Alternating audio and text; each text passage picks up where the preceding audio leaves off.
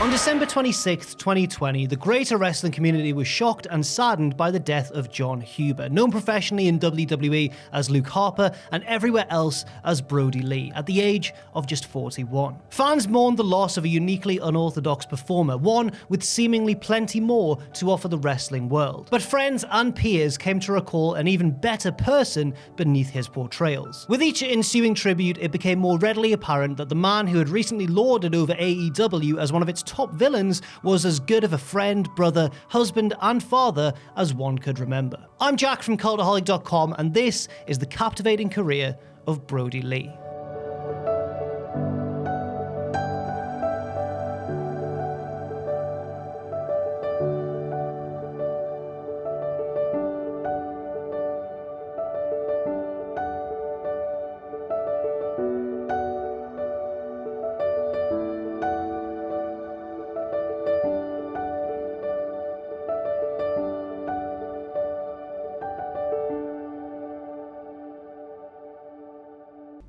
Like many eventual wrestlers, Jon Huber developed his affinity for the sport through backyard wrestling alongside his friends. Huber's official in-ring debut came among his buddies in October of 2001 for Rochester, New York's Rock City Wrestling. Here, he was performing under a mask as Huber Boy number 2. Gradually, as Huber emerged from the pack, he removed his mask and began calling himself Brodie Lee. Contrary to those believing the name was inspired by fellow bearded Goliath Bruiser Brody, Huber actually got the name from the movie Mallrats, combining names of actor Jason Lee and his character Brodie Bruce. Soon, the towering Brodie Lee began making his mark throughout the northern New York independent scene. He started wrestling for Rochester Pro Wrestling, later renamed NWA Upstate and NWA New York, where he'd end up crossing paths with a few familiar faces. At different points in 2004, Lee reigned with the promotion's television and kayfabe dojo belts while wrestling the likes of Shark Boy, Sean Spears, and even future Dark Order ally Colt Cabana. In April of 2006, Lee won Upstate's heavyweight title and went on to reign with the gold for 8 months. One of his successful defenses came against Sterling James Keenan,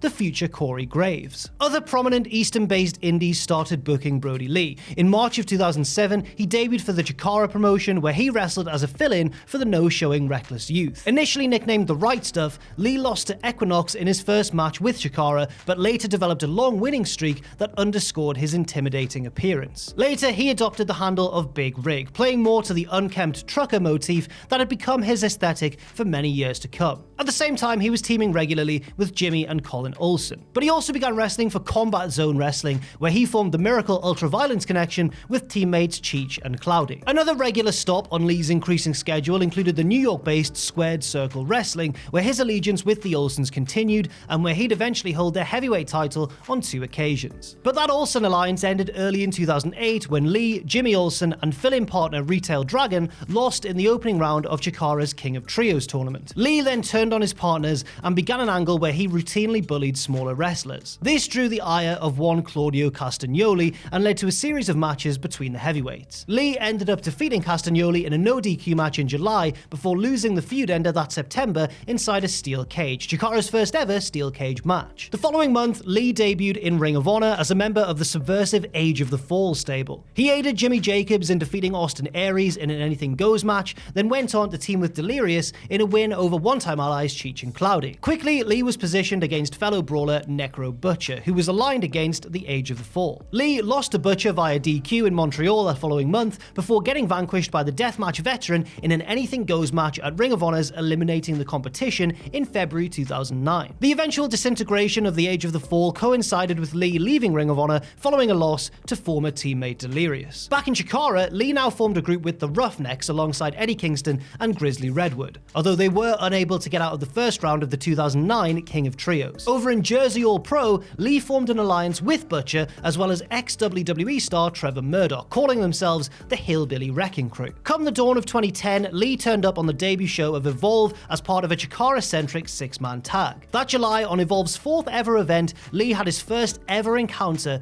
with Jon Moxley, which ended in a double DQ. By the end of 2010, Lee debuted for Dragon Gate, where he was positioned as an indomitable force. As part of the Blood Warriors stable throughout 2011, Lee teamed with the likes of Naruki Doi, Shima, and Akira Tozawa, mainly facing off in a rivalry with Junction 3, wrestling opponents such as Rich Swann, Gamma, Dragon Kid, and Shingo Takagi. Stateside, Lee's profile only continued to grow, not only wrestling throughout the year in Dragon Gate USA, but also in higher profile matches with Evolve and CZW. In the latter, Lee unsuccessfully challenged Moxley for the promotion's heavyweight title at the ECW Arena in Philadelphia. As 2011 began winding down, Lee's time on the indies was coming to an end. Losses in championship bouts for Squared Circle Wrestling and Ontario's A1 promotion earlier in 2012 preceded one of his last indie hurrahs, a defeat to Eddie Kingston in a match for Chikara's grand title in March of that year. 2 weeks previous, it was announced that Lee had signed a developmental deal with WWE. In April, Lee took 2 final bookings for Squared Circle, which included winning the promotion's heavyweight title for the second and final time. He then vacated the strap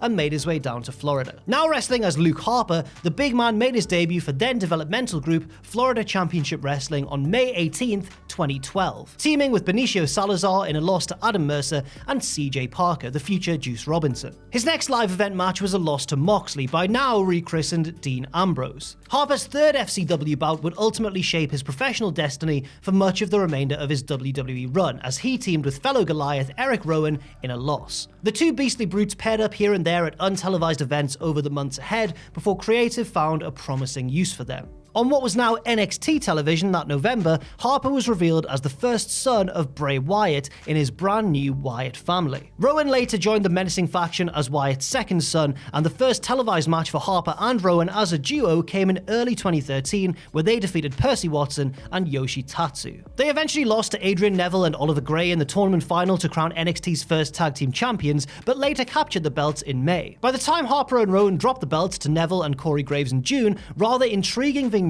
had been airing on WWE's main programs. The Wyatt family was on their way to the big stage, and their first strike came on an unsuspecting Kane. The week before the Money in the Bank pay-per-view, Harper and his brethren took down the veteran monster with a brutal assault. By month's end, Harper wrestled his first televised bout on the main roster, teaming with Rowan to defeat Brodus Clay and Lord Tensai on an episode of SmackDown. Dominant wins over the Usos and other babyfaces continued throughout the summer months, and Harper was present when Wyatt defeated Kane in a Ring of Fire match at the 2013 SummerSlam. Harper soon found himself working against higher profile tandems alongside Rowan, including the Rhodes brothers, as well as Daniel Bryan and CM Punk. In fact, after the latter duo defeated Harper and Rowan at the 2013 Survivor Series, Bryan became the prime target of the family. They broke Bryan's will enough to coerce him into the Wyatt family, only for a very quick dissolution to follow. Aside from a heralded feud with The Shield, focus then turned to John Cena, whom Wyatt and co. began targeting at the 2014 Royal Rumble. Harper and Rowan had Wyatt's back through WrestleMania season as they sought to bring Cena down,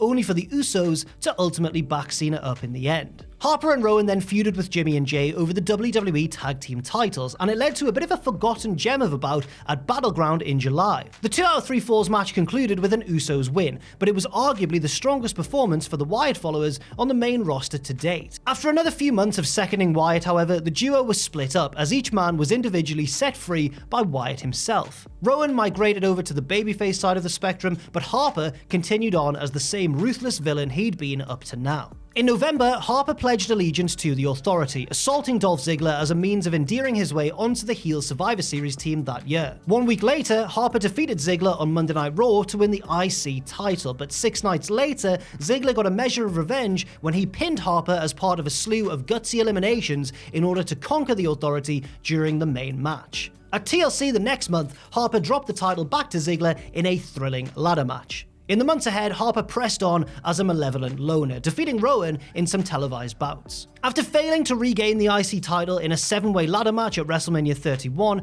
Harper went on to feud with the man he'd annihilated during the match, Dean Ambrose. The longtime rivals faced off in a comically unabridged street fight at Extreme Rules, with Ambrose winning the supposedly 56-minute clash. Shortly thereafter, Harper gravitated back to the Wyatt family members, resulting in reunions of different forms throughout the summer, along with the inclusion of new member Braun Strowman.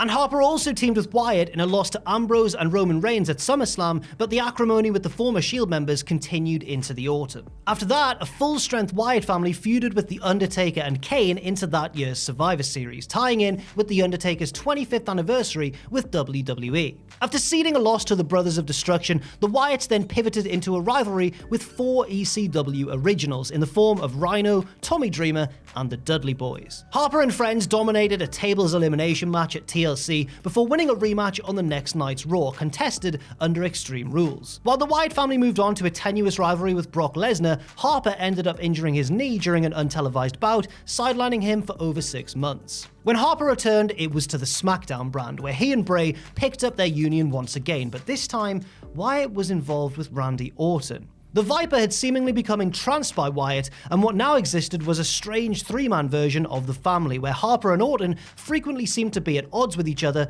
over rank. At TLC that December, Wyatt and Orton defeated Heath Slater and Rhino to win the SmackDown Tag Team titles, which Harper was permitted to defend under the Freebird rule. But tensions continued to mount after dropping the belts weeks later, and Harper ended up breaking away from the group. Harper lost to Orton in a heated battle at the 2017 Elimination Chamber, and then quietly faded from the Wyatt-Orton feud. He instead feuded with Rowan throughout the spring months, defeating him at Backlash before dropping out of the overall TV product. But months later, in October, however, Harper and Rowan were put back together, wielding large hammers in vignettes where they declared themselves to be the Bludgeon Brothers. Now sporting new outfits and new music, Harper and Rowan set upon dominating the SmackDown tag division in brutal Road Warrior-style fashion. They captured the brand's tag titles at WrestleMania 34, winning a triple threat over the New Day and the Usos. After a 4.5-month reign, the pair lost the belts to the New Day, after which time both Bludgeon Brothers went off to have different surgeries. Harper returned to the ring in the spring of 2019, but honestly was booked in little of note, aside from wrestling a sleeper bout against Dominik Dijakovic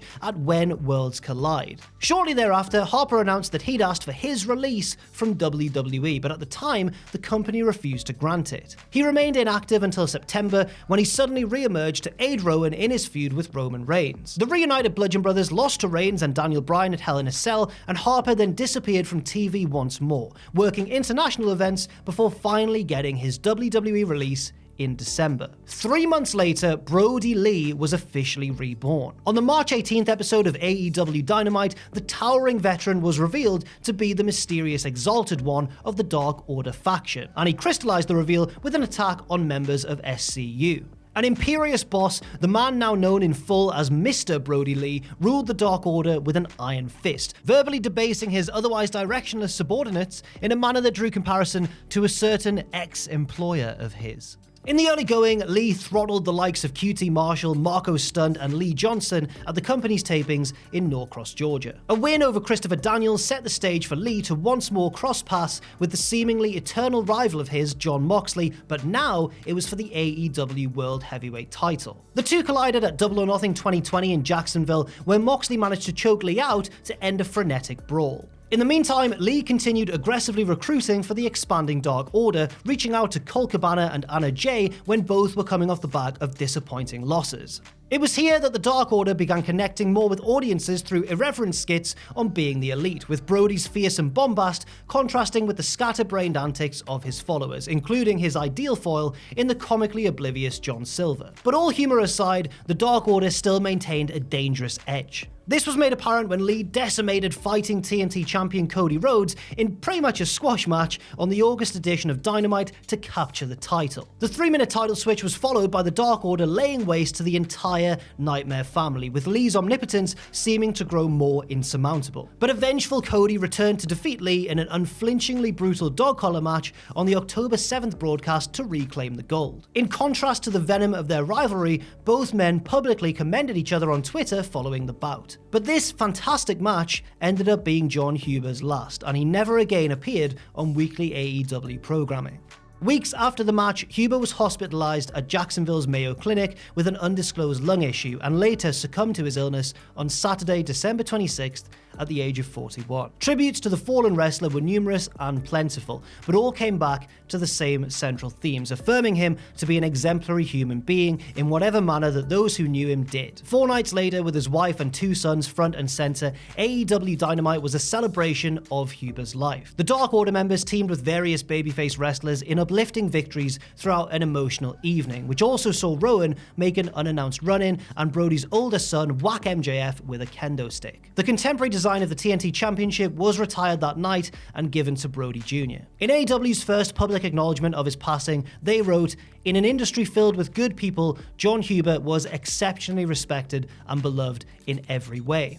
That idea was reinforced by individuals from all corners of the pro wrestling world, from fans and critics that believed his talents were worth greater rewards, to friends and colleagues who admired his grace and kindness that defined him in his personal and professional life. To fans, he was otherworldly as a pro wrestling leviathan, but those who knew him best could hardly recall anybody more rooted in simple humanity than him. Whether you knew him personally or through the screen, the consensus from all was that his impact was indelible. Through hard work, perseverance, and human decency, Jon Huber leaves behind a legacy in many walks that one could aspire towards.